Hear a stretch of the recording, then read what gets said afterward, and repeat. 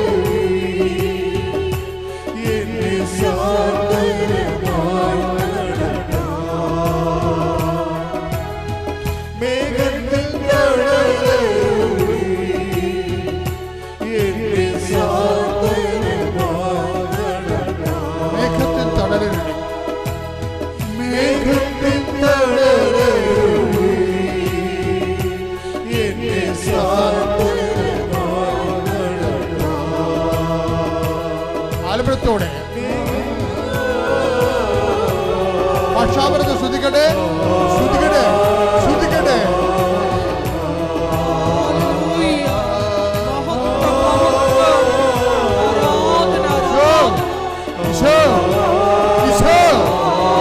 മക്കളെ സ്പർശിക്കണമേ കർത്താവേ.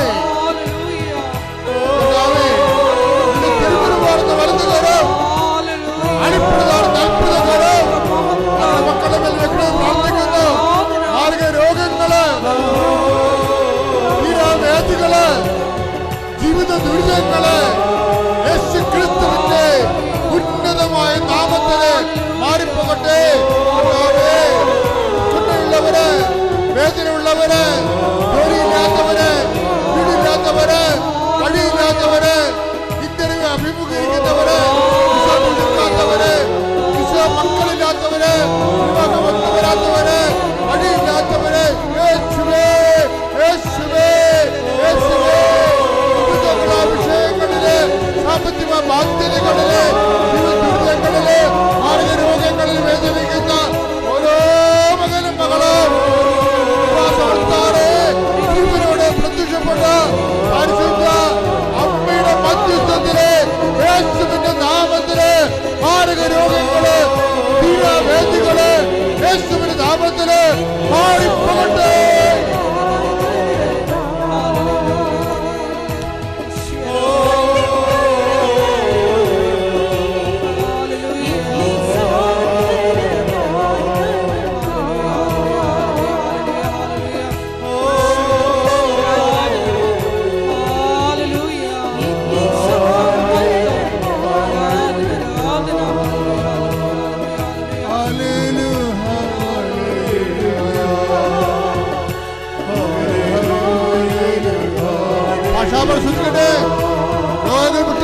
സമയമാണ്. ഉച്ച മുതൽ ഉള്ളങ്കാൽ വരെ കർത്താവിന്റെ രക്തം പ്രസരിക്കട്ടെ. അടിപ്പിഴ പോലെ കാലം പോലെ എല്ലാ രോഗങ്ങളും, രോഗങ്ങള്, ഫിസിയോളജി രോഗങ്ങള്, രോഗങ്ങള്, അരിസസ് രോഗങ്ങള്, അൾസർ രോഗങ്ങള്, നെഞ്ചുവേദന, ഹൃദയാഘാതത്തിന്റെ രോഗങ്ങള്, രോഗങ്ങള്, രോഗങ്ങള്, തൈറോയ്ഡ് രോഗങ്ങള്, നടുവേദന യേശുവിന്റെ നാമത്തിൽ വിട്ടുമാറട്ടെ.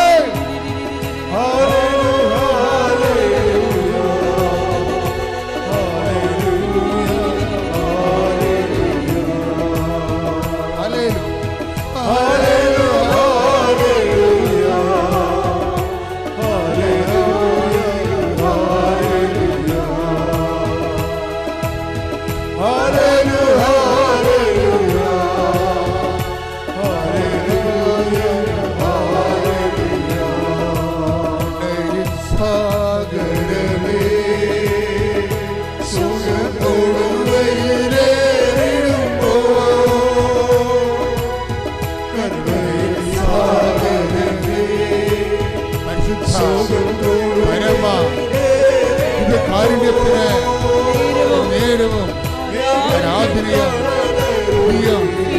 പുകഴ്ചയും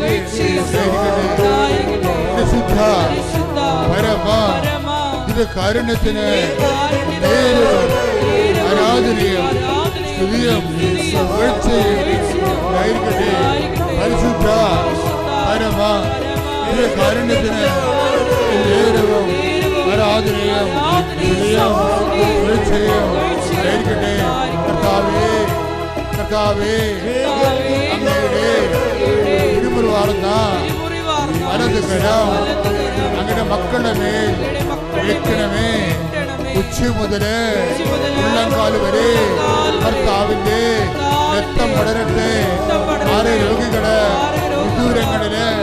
വിദൂരങ്ങളില് ആശുപത്രികളില് കഴിയുന്നവര്, ഇന്ന് ഓപ്പറേഷന് നിശ്ചയിച്ചവര്, അയോധ്യക്ക് പോയവര്, കാനിങ്ങിന് പോയവര്, സാമ്പത്തിക ബാധ്യതകൾ കൊടുത്തുവിട്ടേണ്ട എല്ലാ വ്യക്തികളും യേശുവിന്റെ നാമത്തില്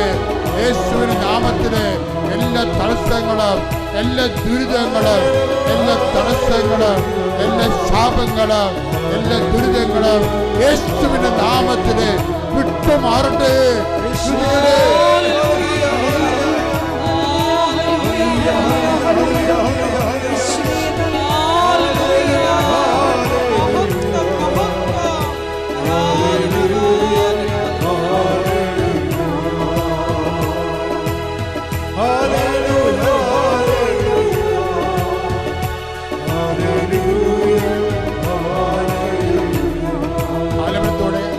പതുക്കെ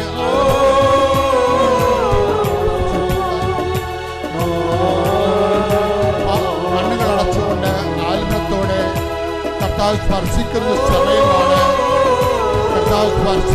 സമയമാണ്. അഭിഷേകം കൊള്ളുന്ന സമയമാണ്. ദൈവത്തിന് അഭിഷേകം എടുക്കുന്ന സമയമാണ്. ദോഷയുടെ ദൈവം പറഞ്ഞു, ശക്തനും ധീരനുമായിരിക്കുക. ഞാൻ നീ പോകുന്നിടത്തെല്ലാം നിന്റെ കൂടെ ഞാൻ ഉണ്ടായിരിക്കും. ധൈര്യം കൊണ്ട് അങ്ങയുടെ മക്കളെ അഭിഷേകം ചെയ്യുന്നതിന് നന്ദി പറയുന്നു. ശക്തി കൊണ്ട് അങ്ങയുടെ മക്കളെ അഭിഷേകം ചെയ്യുന്നതിന് നന്ദി പറയുന്നു.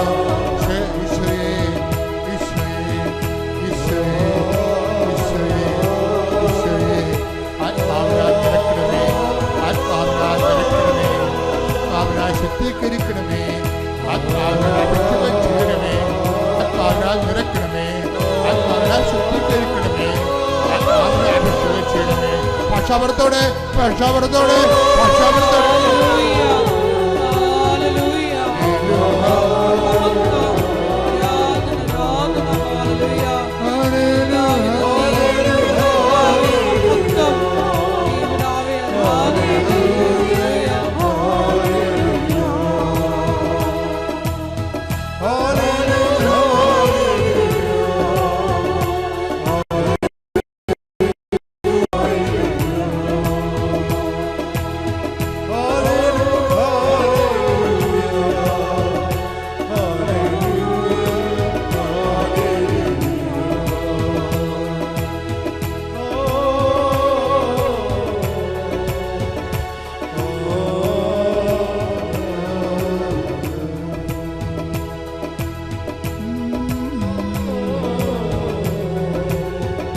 പരിശുദ്ധ അമ്മ പ്രത്യക്ഷപ്പെട്ട ഈ പുണ്യാൾത്താരയിൽ വന്ന് സാക്ഷ്യം പറയുന്നതിനുള്ള കൃപ നൽകിയ ഈശോയ്ക്കും അമ്മയ്ക്കും 1000 നന്ദി. എൻ്റെ പേര് ഹരിത. ഞാൻ തൃശ്ശൂർ ജില്ലയിൽ നിന്നാണ് വരുന്നത്. ഞാൻ കൃപാസനത്തെ പറ്റി ആദ്യമായിട്ട് അറിയുന്നത് എൻ്റെ ഫ്രണ്ട് ജോസ്മിൻ പറഞ്ഞിട്ടാണ്. ഞാൻ 2020 batch nursing BSc nursing complete ചെയ്ത ആളാണ്. അപ്പോൾ ഏതൊരു നഴ്സിംഗ് വിദ്യാർത്ഥിനെ പോലെ എനിക്കും പുറത്തേക്ക് ഒരു ജോലി എന്നുള്ള സ്വപ്നത്തിൽ തന്നെയാണ് ഞാനും നഴ്സിംഗ് പഠിച്ചത്. അങ്ങനെ നഴ്സിംഗ് പഠിച്ച് ഉടനെ തന്നെ എൻ്റെ ബാച്ചിൽ ഏറ്റവും ഫസ്റ്റ് ഞാൻ തന്നെയാണ് ലാംഗ്വേജ് പഠിക്കാനായിട്ട്. എല്ലാവരും UK ഒക്കെ ചൂസ് ചെയ്ത സമയത്ത് ഞാൻ ജർമ്മനി ചൂസ് ചെയ്തു. ജർമ്മൻ ലാംഗ്വേജ് പഠിക്കാൻ സ്റ്റാർട്ട് ചെയ്തു. എല്ലാവരെക്കാളും മുന്നേ ഫസ്റ്റ് പോകണം എന്നുള്ള ആഗ്രഹത്തിൽ തന്നെയാണ് ഫസ്റ്റ് സ്റ്റാർട്ട് ചെയ്തതും. അങ്ങനെ 10 മാസം കൊണ്ട് പഠിത്തം കംപ്ലീറ്റ് ചെയ്തു. 1 ഇയറിനുള്ളിൽ തന്നെ ഞാൻ എക്സാം എല്ലാം പാസ്സായി. 4 മൊഡ്യൂളും കിട്ടുകയും ചെയ്തു. റീഡിങ് മാത്രം ഒരു തവണ എനിക്ക് റിപ്പീറ്റ് ചെയ്യേണ്ടി വന്നുള്ളൂ. അങ്ങനെ പിന്നീട് എനിക്ക് കോൺഫിഡൻസ് ആയി. 4 മൊഡ്യൂൾ കിട്ടി. ഇനി ഉടനെ തന്നെ ഞാൻ ജർമ്മനി പോവും എന്നുള്ളൊരു വിശ്വാസമായിരുന്നു. അങ്ങനെ പിന്നെ ഞാൻ ജർമ്മനിയിലുള്ള ഒരു ഏജൻസി ത്രൂ ഞാൻ എൻ്റെ പ്രോസസ്സിങ് സ്റ്റാർട്ട് ചെയ്തു. അവരെന്നോടൊരു 6 മാസം സമയം പറഞ്ഞു. അതിനുള്ളിൽ എല്ലാം റെഡിയാവുമെന്ന് പറഞ്ഞു. വെയിറ്റ് ചെയ്യണമെന്ന് പറഞ്ഞു. അങ്ങനെ 6 മാസം വെയിറ്റ് ചെയ്തിട്ടും എനിക്ക് അവിടെ നിന്ന് റിപ്ലൈ ഒന്നും വരുന്നില്ല. അങ്ങനെ പിന്നെ ഞാൻ അവരെ വിളിച്ച് കോണ്ടാക്ട് ചെയ്യുമ്പോൾ വെയിറ്റ് ചെയ്യണം. അവിടെ എല്ലാത്തിനും ഭയങ്കര താമസമാണ്. അവിടുത്തെ ഗവൺമെൻറ് ഓഫീസ് എല്ലാം എപ്പോഴും വെക്കേഷനാണെന്ന് പറയും, അല്ലെങ്കിൽ അവർക്ക് എന്തെങ്കിലും സിക്കായിരിക്കും. അതുകൊണ്ട് എപ്പോഴും ഡിലേ ആവണമെന്നാണ് എന്നോട് പറഞ്ഞുകൊണ്ടിരുന്നത്. പിന്നീട് അവരോട് വീണ്ടും ചോദിച്ചുകൊണ്ടിരുന്നപ്പോഴാണ് മനസ്സിലായത് അവരെനിക്ക് വേണ്ടി ഇതുവരെയും എൻ്റെ സർട്ടിഫിക്കറ്റ്സ് പോലും ട്രാൻസ്ലേറ്റ് ചെയ്തിട്ടില്ല, ഒന്നും ചെയ്തിട്ടില്ല എന്നുള്ളത്. അങ്ങനെ കുറച്ചധികം കഷ്ടപ്പെട്ടിട്ട് അവരിൽ നിന്ന് നമ്മൾ ഓൾറെഡി പൈസ എല്ലാം കൊടുത്തിട്ടുണ്ടായിരുന്നു. പിന്നീട് പൈസ എല്ലാം തിരിച്ചു മേടിച്ചു.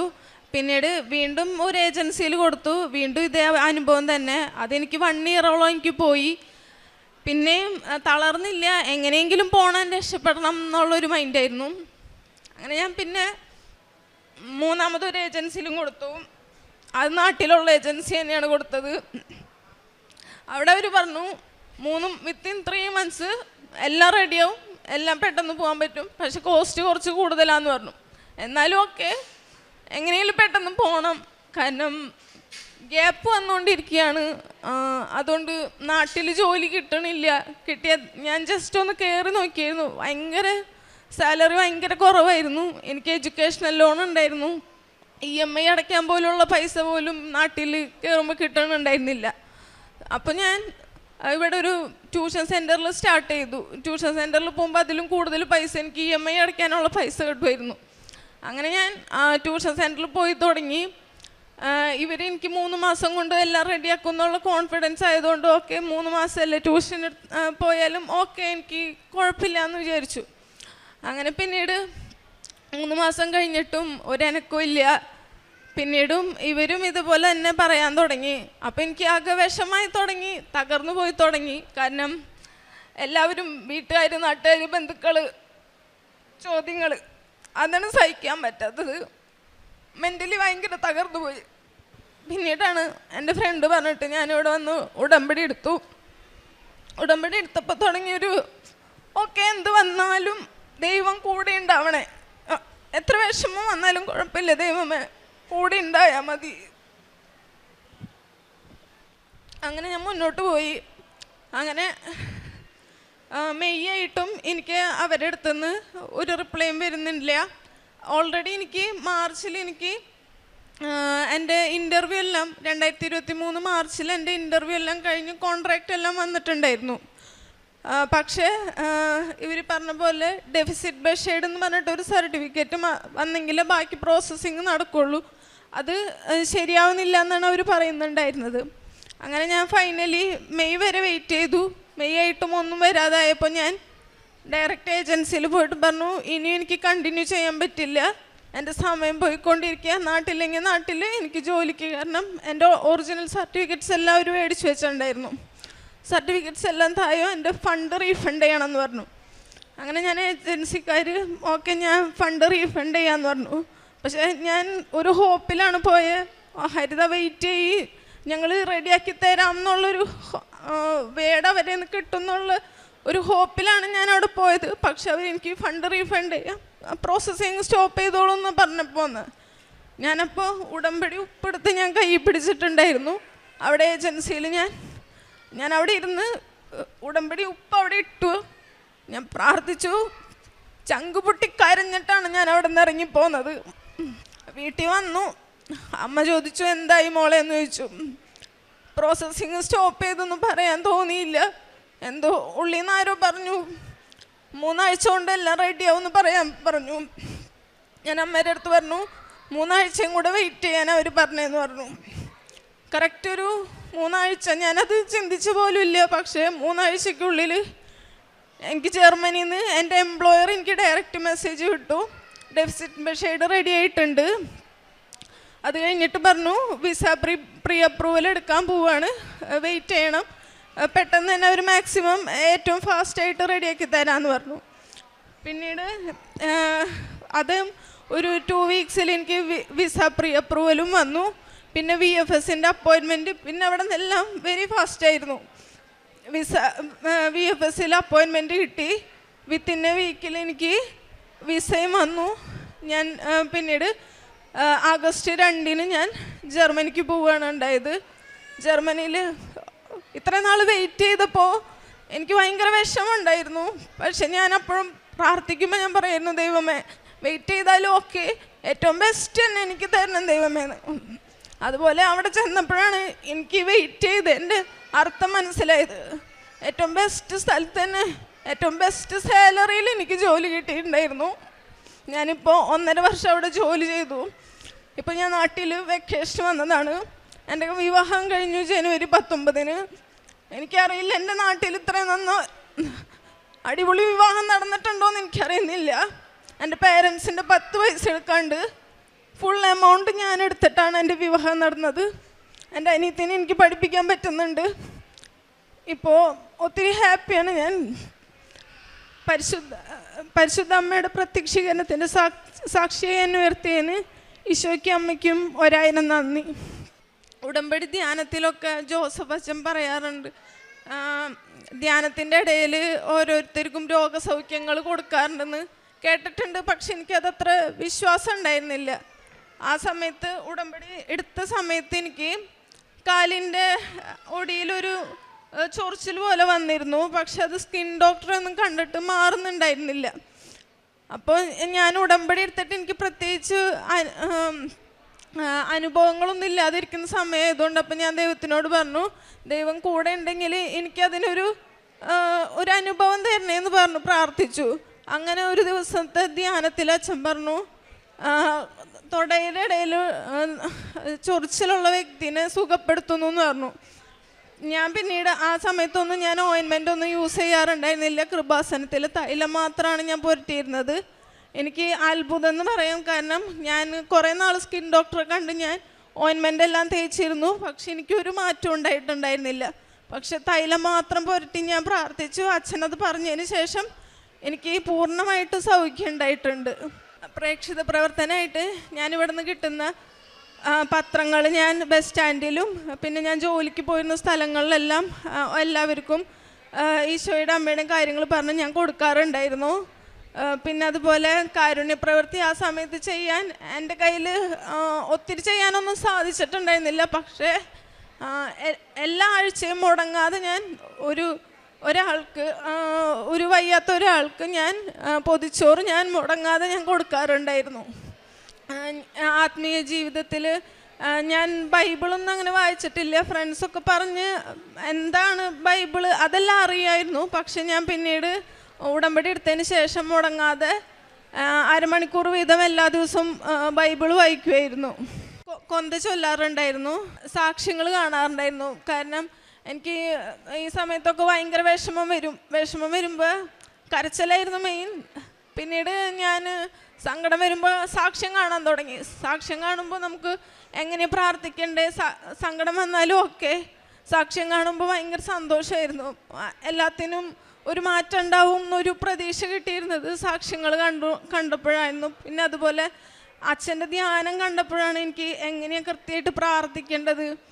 ധ്യാനത്തിലുണ്ടാവും ഓരോ ആഴ്ച എനിക്ക് ഓരോ വിഷമായിരിക്കും. അപ്പം അച്ഛൻ പറഞ്ഞു തരുന്ന ഓരോ കാര്യങ്ങൾ വെച്ചിട്ട് പ്രാർത്ഥിക്കുമ്പോഴാണ് എനിക്ക് ശരിക്കും മനസ്സിനൊരു സന്തോഷം കിട്ടാറുണ്ടായിരുന്നത്. ഈശോയ്ക്ക് അമ്മയ്ക്കും 1000 നന്ദി. ദൈവനാമത്തിന് മഹത്വം ഉണ്ടാകട്ടെ. എൻ്റെ പേര് ജസ്മി, ഇതെൻ്റെ ഹസ്ബൻഡ് ദിനൂപ്. ഞാൻ ഉടമ്പടി എടുത്തത് 13/10/2022 ഞങ്ങൾ ഇൻഫൻറ്റ് ജീസസ് ചർച്ച് തൊണ്ടത്തങ്ങട് വരാപ്പുഴയിൽ നിന്ന് വരുന്നു.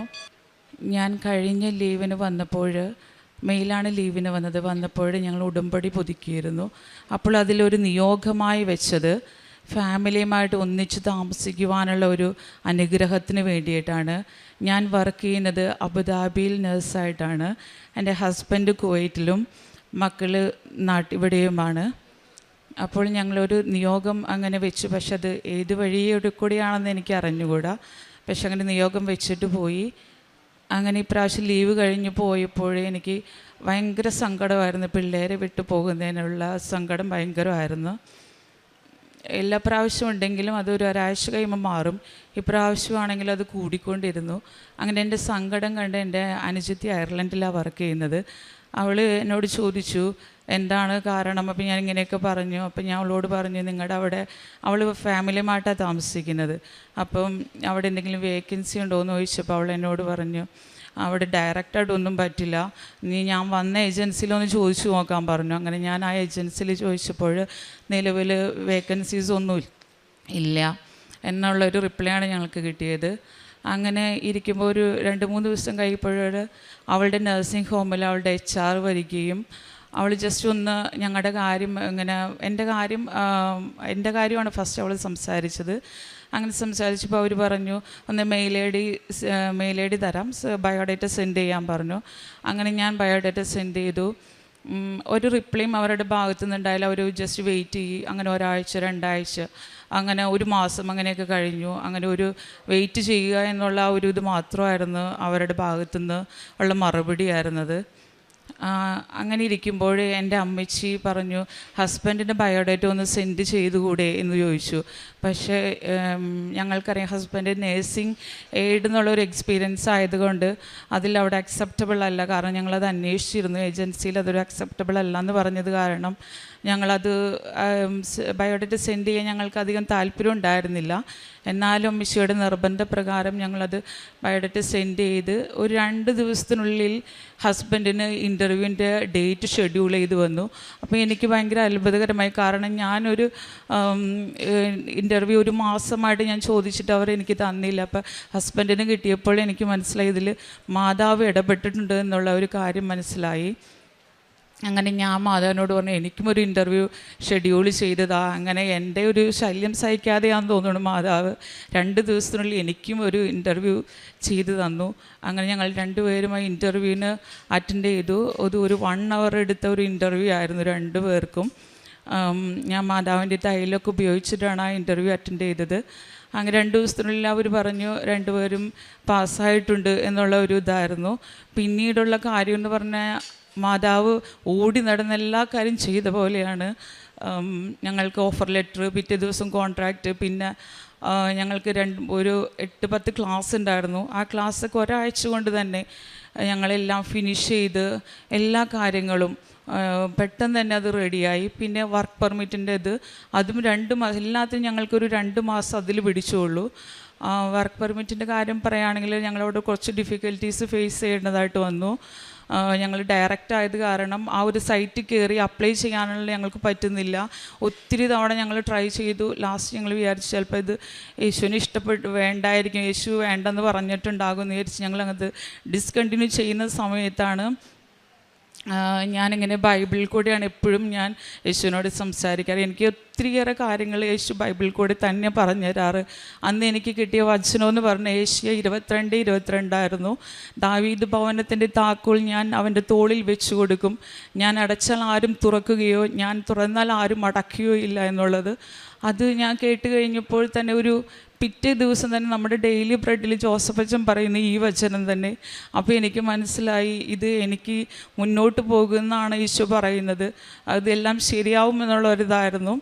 അങ്ങനെ പിന്നെ എനിക്ക് ബൈബിൾ എടുക്കുമ്പോൾ 3 എന്നുള്ള ഒരു സംഖ്യ എനിക്ക് എപ്പോഴും കിട്ടുമായിരുന്നു. എനിക്ക് എൻ്റെ ഇൻ്റർവ്യൂ നടന്നത് 13, പിന്നെ ഈ വർക്ക് പെർമിറ്റിൻ്റെ അത് വന്ന് ഏറ്റവും ലാസ്റ്റ് ഡേറ്റ് 3 എന്നുള്ളതായിരുന്നു. പക്ഷെ 3 എന്ന് പറഞ്ഞാൽ ആ ദിവസം തന്നെ ഞങ്ങൾക്ക്, എനിക്കറിയില്ല, മാതാവ് ആരെയോ ശരിയാക്കി അയർലൻഡിൽ എൻ്റെ അനിയത്തിയുടെ തന്നെ ഒരു ഫ്രണ്ടിനെ റെഡിയാക്കി ഞങ്ങൾക്കത് ആപ്ലിക്കേഷൻ കൊടുക്കാൻ പറ്റി. അതൊരു 3-ാം തീയതി 12 മണിക്ക് ഒരു 11:55 രാത്രി 11:55 ഞങ്ങൾക്കത് ചെയ്യാൻ പറ്റിയത്. അങ്ങനെ ഞങ്ങളത് കൊടുത്തു. ഞങ്ങൾക്ക് ഒരു മാസം കഴിഞ്ഞപ്പോൾ തന്നെ വർക്ക് പെർമിറ്റ് കിട്ടി. അത് കഴിഞ്ഞ് ഞങ്ങൾ അവിടെ നിന്ന് റിസൈൻ ചെയ്ത് പോന്ന്. ഇവിടെ നവംബർ ലാസ്റ്റിലായിരുന്നു, 2025 നവംബർ ലാസ്റ്റിലാണ് എത്തിയത്. അപ്പോൾ ഞങ്ങൾ വിസയ്ക്ക് അപ്ലൈ ചെയ്യാൻ വേണ്ടിയിട്ട് നോക്കിയപ്പോൾ സ്ലോട്ടൊന്നും അവൈലബിൾ അല്ല. ഡിസംബർ 15 ശേഷം മാത്രമേ ഉള്ളൂ എന്ന് പറഞ്ഞു. അത് കഴിഞ്ഞ് എനിക്കറിയില്ല, 2 ദിവസം കഴിഞ്ഞപ്പോൾ പിന്നെ അവർ പെട്ടെന്ന് തന്നെ ഞാൻ വിചാരിക്കുന്നത് മാതാവ് തന്നെ വേഗം 2 ദിവസത്തിൽ ഇത് നവംബർ 26 ഞങ്ങൾക്ക് വിസയ്ക്കുള്ള ഡേറ്റ് കിട്ടി. അങ്ങനെ വിസയ്ക്ക് അപ്ലൈ ചെയ്തു. അപ്ലൈ ചെയ്യുമ്പോഴും ഞങ്ങളോട് പറഞ്ഞത് ഡിസംബറിൽ ലീവാണ്, പിന്നെ കുറേ ലീവ് വരുന്നുണ്ട്, അപ്പോൾ ഒത്തിരിയേറെ താമസിക്കും, ജാനുവരി ന്യൂ ഇയർ ആണ്, അതും താമസിക്കും എന്നാണ് പറഞ്ഞത്. പക്ഷേ എനിക്ക് ജാനുവരി 23, അതും എനിക്ക് 23-ാം തീയതിയാണ് എനിക്ക് എൻ്റെ വിസ കൈ കിട്ടിയത്. ഹസ്ബൻഡിന് 3-ാം തീയതിയാണ്, ഫെബ്രുവരി 3-ാം തീയതിയാണ് വിസ കൈ കിട്ടിയത്.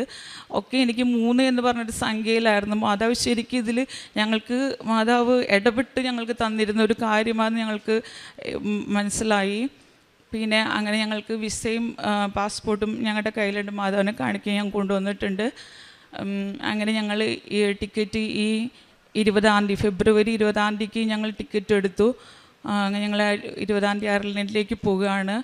ഇത്രയും വലിയൊരു അനുഗ്രഹം തന്നെ എൻ്റെ അമ്മ മാതാവിനും ഈശോ തിരുക്കുമാരനും 1000 നന്ദി, കൊടാനുകൂടി നന്ദി. ഒത്തിരിയേറെ ചെറിയ ചെറിയ അനുഗ്രഹങ്ങളൊക്കെ കിട്ടിയിട്ടുണ്ട്. ഇതിപ്പോൾ ഒരു വലിയൊരു കാര്യമാണ്. ഇതെനിക്കൊരു ഏറ്റവും വലിയ, എൻ്റെ ജീവിതത്തിലെ ഏറ്റവും വലിയൊരു കാര്യമായതോടെ എനിക്ക് സാക്ഷ്യപ്പെടുത്താതെ ഒരിക്കലും പറ്റത്തില്ല.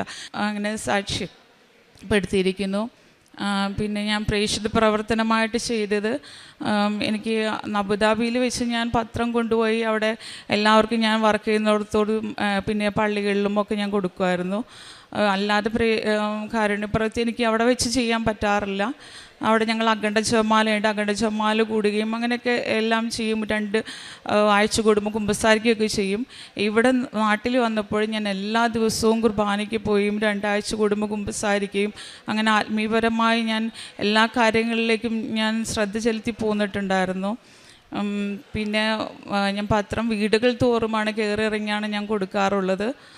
പിന്നെ കാരുണ്യപ്രവൃത്തിയായിട്ട് ഞാൻ ചെയ്തത്, ഞങ്ങളുടെ അവിടെ ഒരു മരിയൻ ചാരിറ്റബിൾ ഉണ്ടായിരുന്നു. അവിടെ ഞാൻ എല്ലാ ആഴ്ചയിലും പോയി പറ്റുന്നത് ഇതിലൊക്കെ ഞാൻ പോകുമായിരുന്നു. പോയി അവിടെ അവർക്ക് വേണ്ടിയിട്ടുള്ള ശുശ്രൂഷയും എല്ലാ കാര്യങ്ങളും ഞാൻ ചെയ്തു കൊടുത്തിരുന്നു. ഇത്രയും വലിയൊരു അനുഗ്രഹം തന്ന അമ്മ മാതാവിനും യേശു തിരുക്കുമാരനും കൊടാനുകൂടി ഞാൻ നന്ദി പറയുന്നു.